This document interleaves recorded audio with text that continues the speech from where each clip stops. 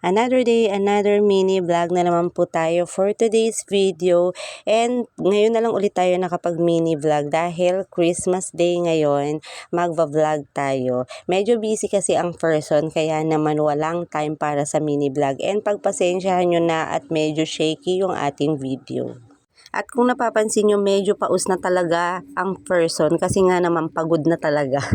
And dito, sobrang laki talaga nitong Villa Excellence Beach and Wave Pool Resort. And napakaganda dito kasi ang babait na mga staff dito, mga mima ko. Very accommodating sila mula sa labas. Inassist na talaga kami hanggang sa reception. Talagang pati yung mga guard mababait dito, mga mima ko. And ang ganda, matagal na sana namin gustong pumunta dito. And yan na nga, finally nakapunta na kami. Nasa payment area ko. And napaka-social kasi sa labas pa lang may may cart na sila para lagayan ng mga gamit, o di ba, ang syala. Alam mo bang sobrang mura lang dito ng entrance fees, mga mima ko. Yung kanilang entrance fees, all access pass na. Yung adult is 500 pesos lang, mga mima ko. Tapos sa kids, 4 feet below 250 lang. O di ba, ang social dito pero ang mura lang talaga ng kanilang rate ng entrance. And yung kanilang cottages, mga mima ko, meron silang apat na klase ng cottages. Meron tag 1,200, yung isa is nasa pool area and yung isa naman is nasa beach area. Tapos meron din silang tag 1,500 tapos 2,800. Syempre, yung gusto ko sana is yung tag 1,500 kasi ang ganda ng cottage. Kaya lang malayo siya sa pool, nasa beach area siya. So napagdesisyon na namin na yung tag 1,200 na lang na malapit sa pool area kasi nga doon naman kami. And yung kanilang beach is closed din kasi under renovation po yata. And yan, napakabait talaga ni Kuya na nag-assist sa amin. Talagang mula sa labas pa lang talagang in-assist niya na kami hanggang sa cottage. Dito kami mag-i-spend ng aming Christmas Day. Ayan, malayo pa lang talaga, sobrang excited na yung mga bata kasi napagdesisyonan nga namin na mag-outing kami since hindi na nga sila umattend ng Christmas party. Kasi pinapili namin sila kung a-attend sila ng Christmas party or mag-outing kami. Syempre, dahil ever since uma-attend na sila ng Christmas party, kaya mas pinili nila na mag-outing na lang. And nagulat sila, dito kami pupunta. Madaling araw pa lang talaga, gising na kami mga 3 AM kasi nagluto na kami ni Papa. Bali 2 hours lang kami nagluto.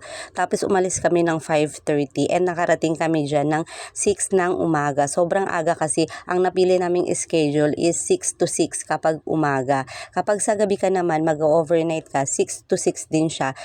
6 ng hapon hanggang kinabukasan ng 6 ng umaga. And yan na nga, nandito na kami sa aming cottage.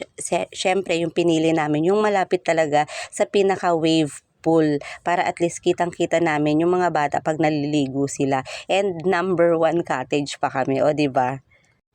At dito na nga nagpe-prepare na kami ng aming mga dala. Inaayos na namin yung mga food. Syempre, konti lang naman yung aming pagkain, yung sakto lang sa aming 4. Sa mga oras na yan, mga mima ko, ilang pa lang kaming nandito kasi sobrang aga pa niya.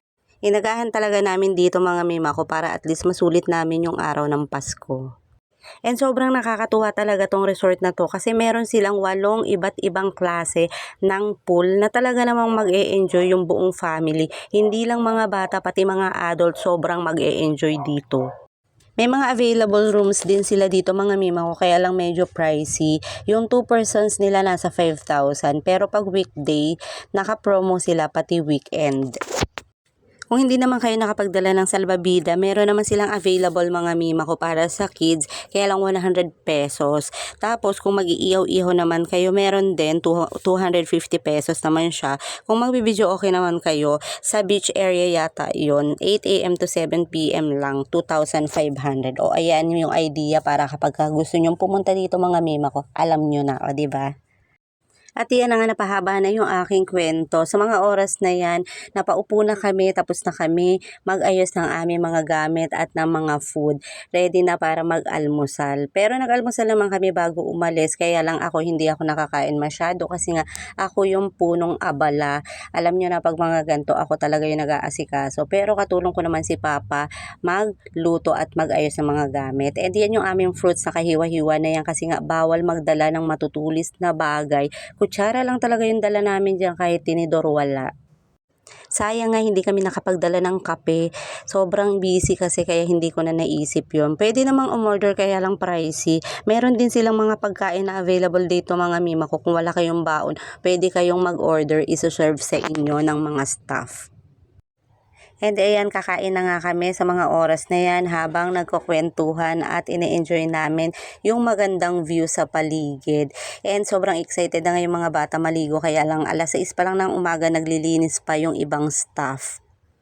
Kaya naman ine-enjoy muna namin pahinga-pahinga, nagkukwentuhan, and ang sarap sa pakiramdam yung magkakasama kayo ng family mo. Kahit simple lang, konti lang yung handa, at least magkakasama kayo.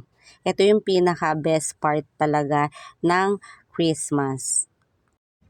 Ang dami nakain ng mga bata, talagang nag-enjoy sila. Sold out agad yung ginawa kong sandwich, ham sandwich and hotdog na may marshmallow. Lalo na si ate, ang daming nakain kasi favorite niya talaga yung spaghetti and sobrang creamy ko talaga mag-spaghetti. Ayan mga mima ko, hanggang dito na lang. Enjoy muna namin yung moment habang Christmas Day na magkakasama kami. Kung gusto nyo rin mag-visit dito mga mima ko, sobrang affordable lang dito, napakamura. Dito lang yan sa Tansa, Villa Excellence Beach and Wave Pool Resort. Magpunta na rin kayo dito mga mima kung masusulit nyo talaga yung oras ninyo na magkakasama ng family ninyo. Hindi lang mga kids yung mag-enjoy, pati kayong mga adult.